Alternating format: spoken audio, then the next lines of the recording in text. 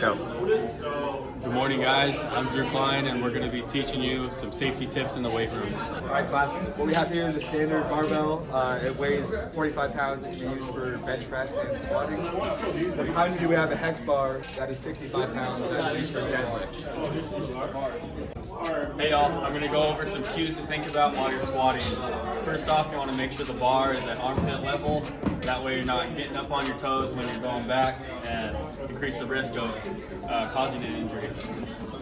First off, once you get your thing all set up, you're going to go under the bar, plant your feet so you have a good base, and then lift straight up and take 2 steps back. Also think about your foot width. You want your feet to be shoulder width apart. Then you're gonna sink your hips back, keep your back flat, pinch your shoulder blades, and drop your butt straight to the ground. Once your legs get to 90 degrees, you're gonna spread the floor, back up. Another key factor in squatting is having a spotter or having safety pins set up. A good rule of thumb for safety pins is about halfway up your thigh, or you can go to the full depth squat and then put them down another 3 or 4 inches. So first, once you have these all set up, you're gonna take your bar, squat down, and say you can't get up, your chest is going to go forward and the bar is going to go back.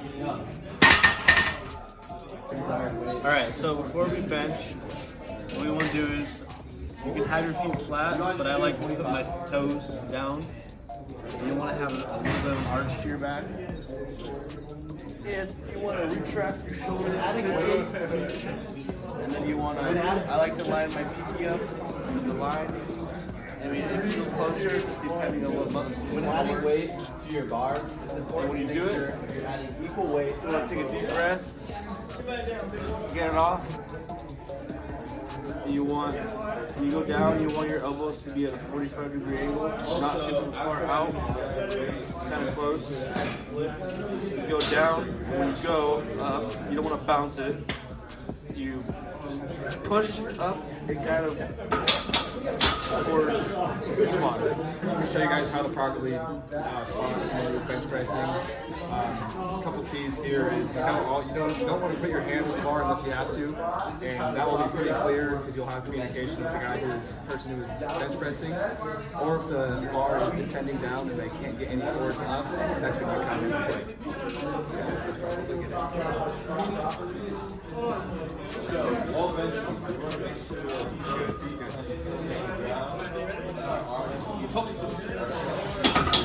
Alright, we're going to be learning how to dumbbell curl. First, you're going to grab your dumbbells, holding them palms up, arms straight next to your body. And when you curl, you're going to want to curl only from the elbow down. If you bring your shoulder out with it, it causes risk of joint strain on your shoulder, elbow, wrist. So keep your elbow next to your torso.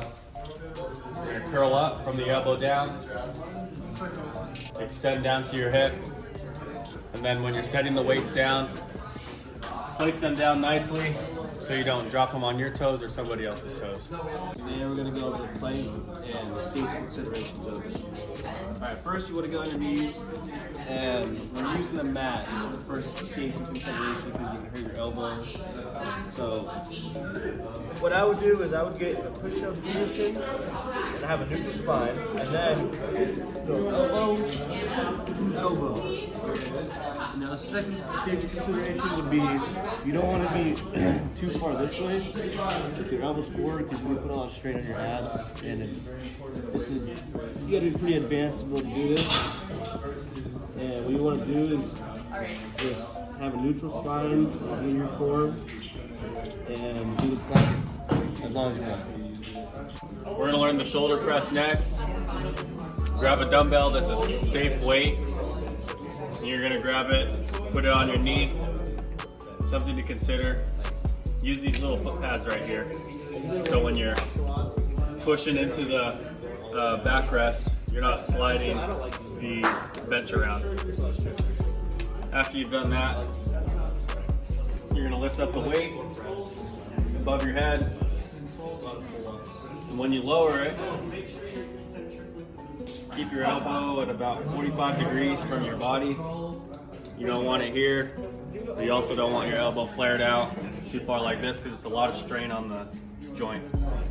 Nice 45-degree angle, 90-degree angle at the elbow. You're gonna press up above your head. You're not gonna press up out here because that's also strain on your shoulder. You're gonna press it up above your head, back down to 90.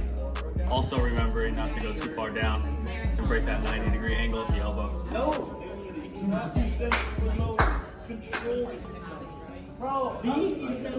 And then set it down, either on your knee, or if it's too heavy, down on the ground, making sure your toes or someone else's toes aren't in the way. Show you guys the goblet squat. For this one, it's similar to a barbell squat, but instead of the barbell, we're using a dumbbell. So first thing you want to do, they're talking about how to pick it up. Pick it up with a good base, tight core, because if it's heavier weight, you don't want to have your back slip or anything. So we're gonna pick it up like you're getting into a squat. Pick it up by the top of it like this. We're gonna pick it up, and it's gonna be that transition. Another thing to consider is when you're squatting down, you don't want your heels to come up off the ground. That can lead to injury, but I'll show you guys how to do a rep of it. So here, I'm squeezing my core as best of the ability. You want to get pretty far down. For the goblet squats, I like to emphasize a little more depth than the barbell squat. Barbell usually go to 90. But yeah, I like to feel a little more of a burn goblet squat. So yeah, that's it. For the kettlebell lunge, that's what we're learning today. So what you want to do is you want to keep your spine neutral as you lunge, and you want to brace. I'm going to show you the rep first. So you want to go boom, and you don't want your knees going over your toes like this, because that could lead to injury. You don't want to bang your knee as hard. Like, you don't want to really touch the ground at all, because that can also lead to injury. When you come up, you want to push as hard as you can, and you want to keep the kettlebell close to your chest the whole time. Hope you enjoyed our safety video and our lifting instruction video today. Thank you.